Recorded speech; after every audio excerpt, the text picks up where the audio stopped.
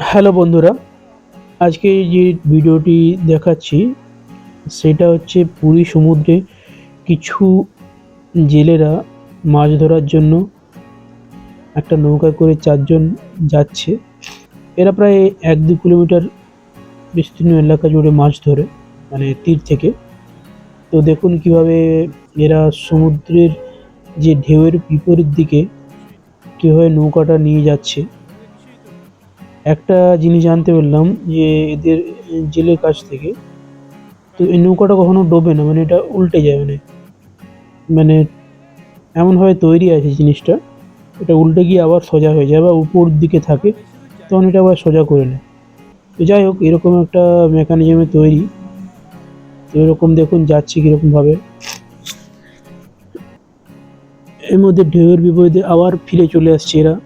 হ্যাঁ, তো ফিরে চলে আসছে, আবার আবার দেখুন যাচ্ছে। তো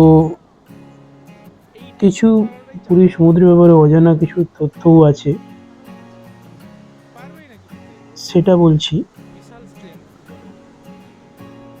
এখানে একটা টাইপের ক্রস ওয়েভ তৈরি হয়,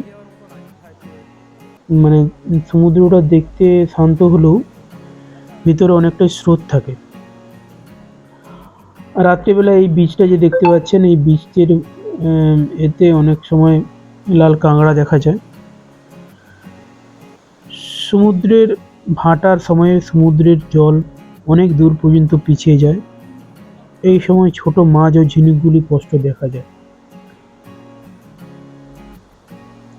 পুরীর বালিতে আয়রন পার্টিকেল বেশি, তাই ভেজা বালির রং গাঢ় দেখায়। তো অনেক জেলেরা বলে পুরীর সমুদ্রে 2-3 কিলোমিটার পরে তাপমাত্রা হঠাৎ কমে যায়। অনেকে বলে সেই জল পুরো বরফের মতো ঠান্ডা হয়ে থাকে। এবং চিল্কা হ্রদে অনেক সময় ডলফিন দেখা যায়। আর এখানে ঝড় উঠবে কিনা জেলেরা ঠিক 6-7-8 ঘন্টা আগেই আন্দাজ করে ফেলতে পারে ঝড় আসবে কিনা, মানে পুরীর জলের ঢেউয়ের রং আর গতি দেখে। তো দেখতেই পাচ্ছেন এখন ওরা অনেকটাই দূরে চলে গেছে, যারা যারা গেছিল।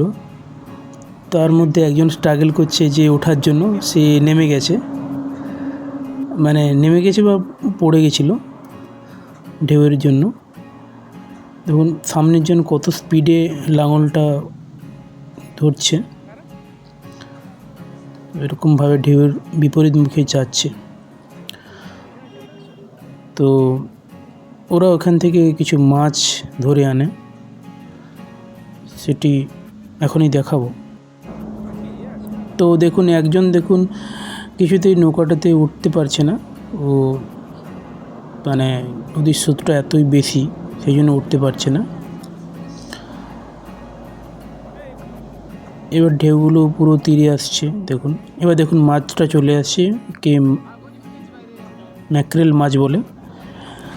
তো এখান থেকে দর্শনার্থীরা কিছু কিনে নেয়। তো এখানেই এরকমভাবে ভিডিওটি আমি শেষ করছি। কেমন লাগলো ভিডিওটি জানাবেন।